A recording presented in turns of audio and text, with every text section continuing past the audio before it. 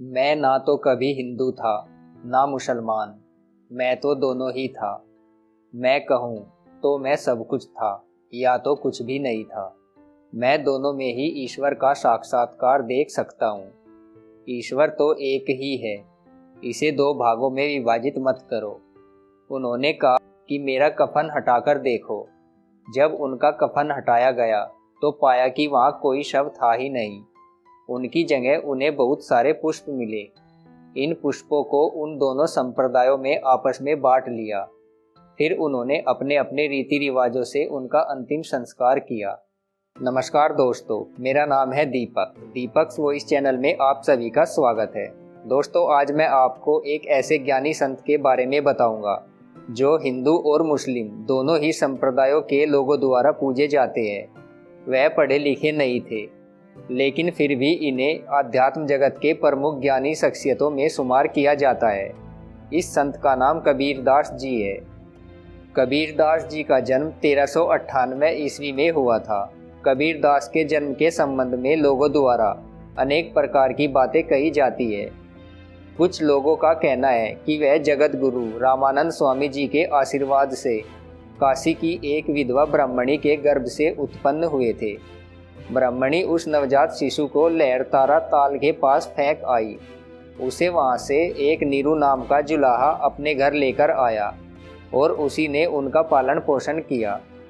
बाद में इस बालक को कबीर कहा जाने लगा। कुछ लोगों का कहना है कि वे जन्म से मुसलमान थे और युवावस्था में स्वामी रामानंद के प्रभाव से उन्हें हिंदू धर्म की बातें मालूम हुई। कबीरदास के गुरु रामानंद स्वामी जी थे।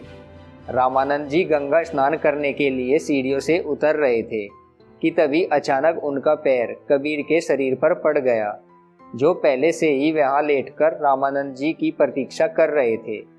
उनके मुख से तत्काल राम राम शब्द निकल पड़ा।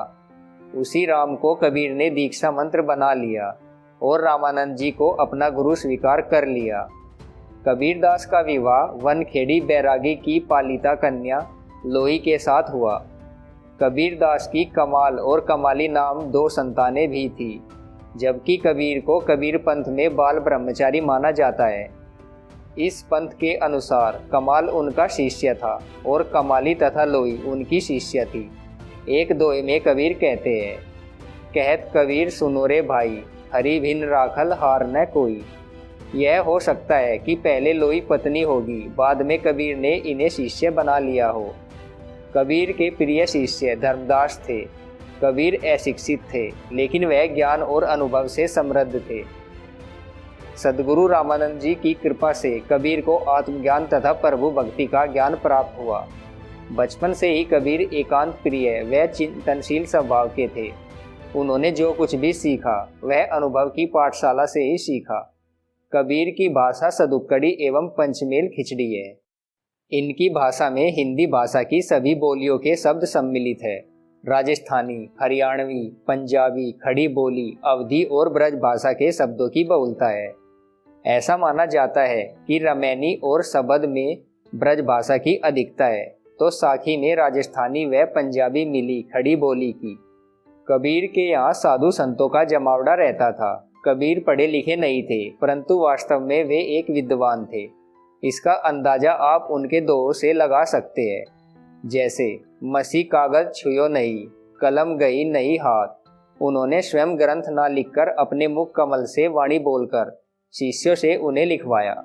उनके समस्त विचारों में राम नाम यानी पूर्ण परमात्मा का वास्तविक नाम की महिमा प्रतिध्वनित होती है। कबीर एक ही ईश्वर को मानते थे और कर्मकांड के घोर विरोधी थे। मूर्ति पूजा, रोजा, ईद, मस्जिद, मंदिर, उनका विचार था कि इन क्रियाओं से आपका मोक्ष संभव नहीं। उस समय हिंदू और मुस्लिम दोनों धर्म के लोग ही कबीर साहिब जी को अपना दुश्मन मानते थे, क्योंकि वे अपना इकतारा लेकर दोनों धर्मों को परमात्मा की जानकारी दिया करते थे। वे समझाते थे कि हम सब एक ही परमात्मा के बच्चे हैं। उन्होंने अपनी भाषा सरल और सुबोध रखी ताकि वह आम आदमी तक पहुंच सके।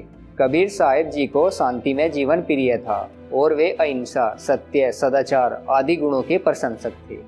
अपनी सरलता, साधु स्वभाव तथा संत प्रवृत्ति के कारण आज विदेशों में भी उनका सम्मान हो रहा है। कबीर साहब जी सिर्फ मानव धर्म में विश्वास रखते थे। वह हिंदू और मुसलमान दोनों को एक ही पिता की संतान स्वीकार करते थे।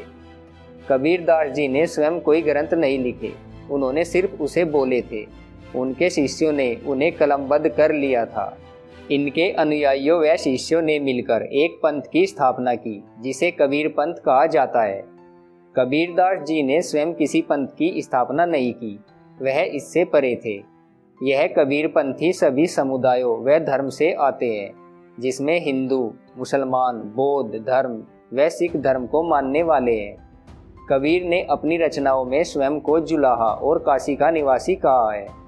आचार्य हजारी प्रसाद द्विवेदी ने कबीर को वाणी का डिक्टेटर कहा है।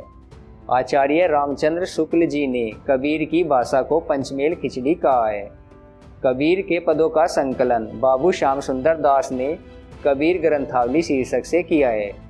कबीर हिंदी के सबसे पहले रहस्यवादी कवि थे, अतः कबीर के काव्य में भावात्मक रहस्यवाद के दर्शन होते हैं।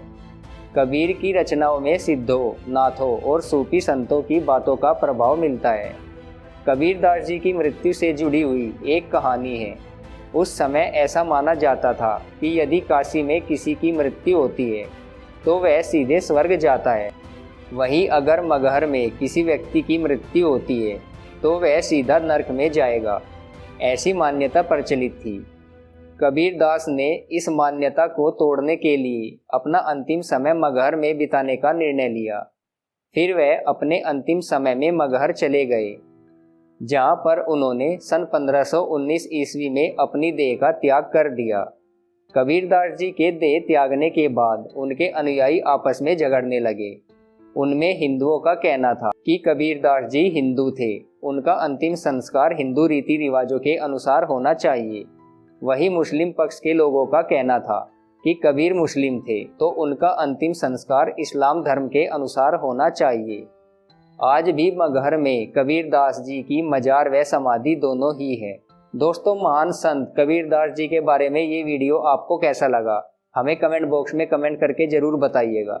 अगर आपको वीडियो पसंद आया तो इस वीडियो को लाइक ज़रूर करें, साथ ही साथ हमारे चैनल को सब्सक्राइब ज़रूर कर लें। धन्यवाद।